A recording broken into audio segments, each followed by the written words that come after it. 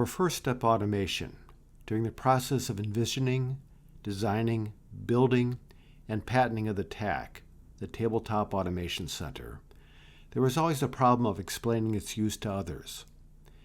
Even when looking at drawings of the TAC, people could seldom conceive how it could be employed.